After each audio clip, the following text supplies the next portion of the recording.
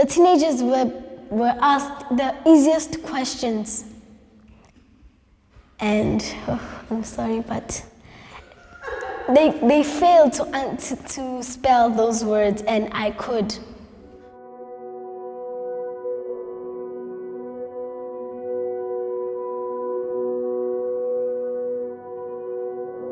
You could easily fail, not because you are dumb, purely because you're just not receiving the attention you need. There's a sense that kids from township communities are left behind. It's half of the kids who enroll in grade 1 who reach matric. Of those, maybe 60% pass. After school programming covers the gaps. You know, a challenge with COVID-19 now, we haven't had any after-school programs currently. And so without after-school programs to bridge that gap and to shift that trajectory, we're essentially perpetuating inequality and disadvantage. And that gap in learning at crucial ages is going to take a lot of heavy lifting to compensate for.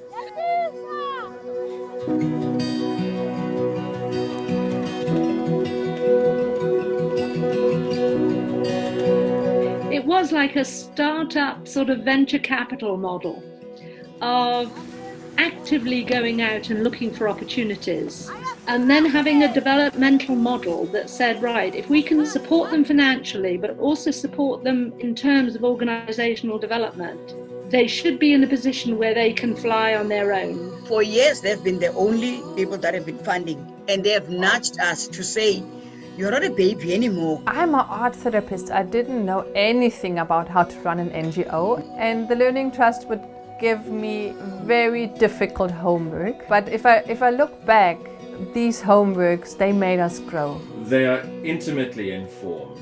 They've read the budget, they've read the proposal, they understand it in our terms. They come with experience of many young emergent organizations that have very grassroots experience.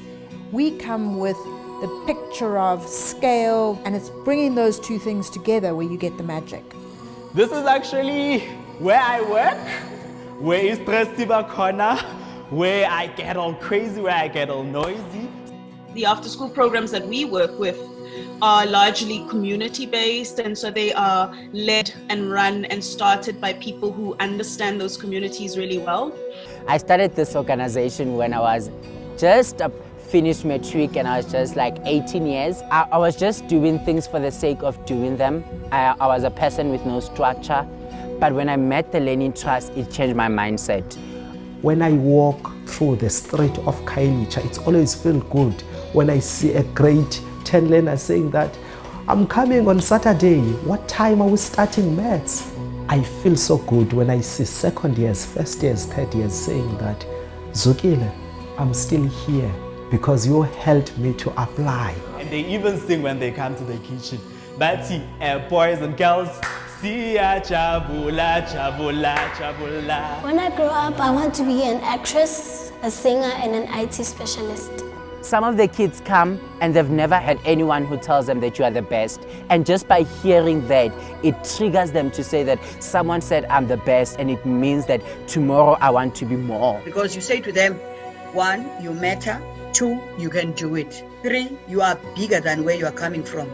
I've been here since 2016, and now I feel that the Boys and Girls Club is my home. The school culture has changed since we've been working with the Learning Trust, because people know that we have to work beyond the classroom.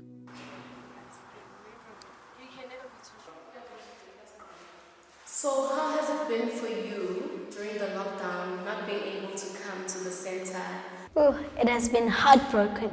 And sometimes I actually miss the people that I don't like being around.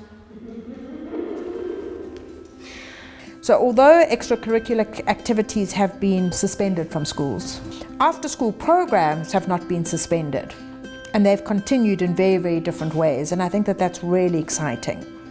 One thing that we did as an organization is that we started providing tutoring through WhatsApp. We have been engaged in what we call the Treasure Box, which is a learning resource during COVID times that we've produced.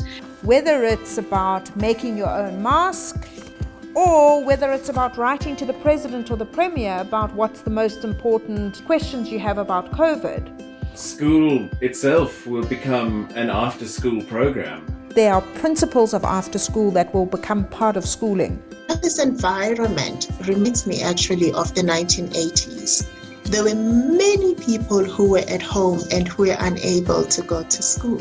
It was the after-school program that would save you in that kind of environment. The after-school sector really relies on its investors.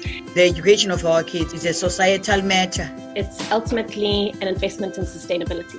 We will be the partner that trickles down the funding where it's needed. Collaborating us as an organization and finding partners. Building the sector's ability to conduct research, to reflect and to write.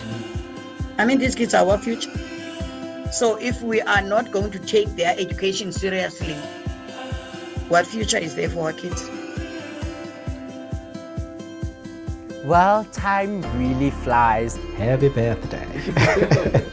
Happy birthday, Learning Trust. Happy 10th anniversary. May they continue to do the great work that they do. My message to partners that we work with is that we see them, that we honor them, and that we will continue to support them. I think it's been a journey of strategic leadership that we've embarked on together. We feel that TLT really cares about us. They will just call and say, guys, how are you doing? They expect us to succeed in our terms. They've created this little circle where we are able to learn from each other. It's about that middle space which needs to be balanced and needs to be nurtured. Thank you for being kind to me. Now I actually believe in myself that I can achieve my goals. And I'm excited to see what happens in the next decade with this great foundation to build on. Charles and I thought very carefully about the name of this organisation, and Learning Trust was really a big component.